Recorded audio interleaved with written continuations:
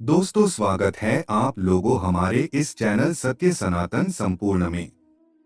दोस्तों, हर किसी का अपना एक लक्ष्य होता है कि उसे जीवन में क्या करना है और क्या बनना है। लेकिन आपने कभी ये जानने की कोशिश की जैसा आप बनना चाहते हैं वैसा नहीं बन पाते हैं? क्या आप इसका कारण जानते हैं? आइए जानते हैं गौतम बुद्ध की जीवन की कहानी। इस कहानी को ध्यानपूर्वक अंत तक सुने, बल्कि इस कहानी को समझिएगा मत, बल्कि इसे दिल से उत्तर जाने दीजिएगा। तो आइए समय को न गवाते हुए कहानी को शुरू करें। जीवन में हर व्यक्ति सफल बनना चाहता है, लेकिन सफल बनने के लिए आपको अच्छे विचारों को अपनाने की जरूरत है। गौतम बुद्ध के उपदेशों से आपके जीवन में सकारात्मक बदलाव आते हैं और इससे आपका जीवन बदल जाता है। यही कारण है कि बुद्ध के विचारों को सुखी जीवन का सूत्र कहा जाता है। सफल बनने के लिए हर व्यक्ति का अपना एक लक्ष्य पहले से ही निर्धारित होता है और वह उसी के अनुरूप काम करता है। लेकिन कई बार ऐसा होता है कि आप जो बनना चाहते हैं वैसा नहीं बन पाते हैं। कुछ लोग इसे लेकर यह मान लेते हैं कि शायद उनकी किस्मत में ही यही लिखा होगा, तो वहीं कुछ लोग अपनी किस्मत को खराब कहने लगते हैं और कुछ लोग यह मानकर संतुष्ट हो जाते हैं कि शायद वह इसे डिजर्व ही नहीं करते थे। लेकिन इसका असली कारण कुछ और ही होता है। गौतम बुद्ध की इस कहानी से जानते हैं इसका कारण। एक बार गौतम बुद्ध को एक सभा में उपदेश देना था। सभा में करीब 100 से ज्यादा लोग उपस्थित थे और उनका इंतजार कर रहे थे। गौतम बुद्ध आए लेकिन बिना कुछ कहे ही चले गए। बुद्ध का ऐसा व्यवहार देख सभी हैरान रह गए, लेकिन किसी ने उनसे कुछ कहा नहीं। अगले दिन फिर से सभा का आयोजन हुआ, लेकिन आज सभा में उपस्थित लोगों की संख्या घटकर 80 हो गई। आज भी बुद्ध ने ऐसा ही किया। वे सभा में आए लेकिन बिना कुछ बोले चले गए। आज भी लोग हैरान हुए, लेकिन बुद्ध से किसी ने कुछ कहा नहीं। अगले दिन फिर से सभा का आयोजन हुआ और लोगों की संख्या घटकर 50 हो गई। बुद्ध फिर से सभा में आए और बिना कुछ बोले ही चले गए। आज भी बुद्ध से किसी ने कोई प्रश्न नहीं किया।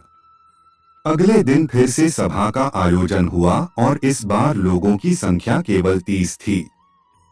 आज भी बुद्ध बिना कुछ बोले मुस्कुराकर चले गए।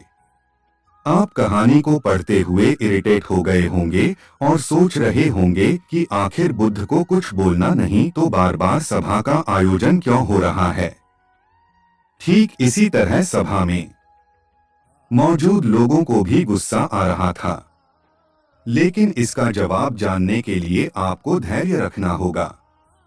अगले दिन फिर से सभा का आयोजन और आज सभा में केवल 15 लोग ही उपस्थित रहे। लेकिन आज गौतम बुद्ध ने अपना स्थान ग्रहण कर लिया और उपदेश देने के लिए बैठ गए।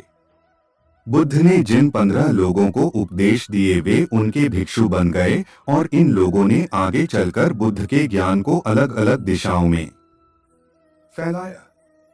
एक बार इन लोगों ने बुद्ध से प्रश्न किया कि सभा का आयोजन होने के बावजूद भी आप क्यों कई दिनों तक बिना बोले ही चले जाते थे। बुद्ध ने उत्तर दिया, मैं उन लोगों को खोज में था जो लायक हों। सभा के पहले दिन 100 से भी ज्यादा लोग थे, लेकिन उनमें से ज्यादातर लोगों को मेरे उपदेश से कुछ मतलब नहीं था। इसके बाद जो लोग अगले दिन आए उन्हें भी मेरे उपदेश से कोई मतलब नहीं था। वो तो केवल इसलिए आए थे क्योंकि वो देखना चाहते थे कि आखिर सभा में होता क्या है। लेकिन मुझे ऐसे लोगों की तलाश थी जो मेरे ज्ञान को जनवरी से जनवरी तक पहुंचाए। मैं कई दिनों तक इसलिए बिना बोले चला गया क्योंकि मैं यह देखना चाहता था कि आखिर वो कौन लोग हैं तो सच में मेरे उपदेश को सुनना चाहते हैं और जिन्हें वास्तव में ज्ञान पाने की प्यास थी, ऐसे लोग ही रोज आएं।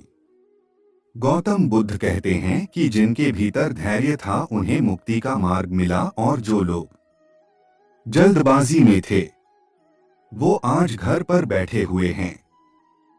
बुद्ध कहते हैं कि जिन लोगों में धैर्य का गुण होता है वे जीवन में कुछ भी पा सकते हैं, फिर चाहे आपका लक्ष्य कुछ भी हो। बिना धैर्य के कोई भी सफलता के लक्ष्य तक नहीं पहुंच सकता। आज भागदौड़ भरी जिंदगी में लोगों में धैर्य नहीं है। सभी में जल्दबाजी और शीघ्र अतिशीघ्र किसी कार्य को करने की होड़ मची है। लेकिन गौतम बुद्ध बताते हैं कि अपने भीतर धैर्य को कैसे बढ़ाएं। बुद्ध कहते हैं कि निरंतर अभ्यास से हम अपने भीतर के धैर्य को बढ़ा सकते हैं। यानी आप जो भी बनना चाहते हैं उसके लिए धैर्य की आवश्यकता है।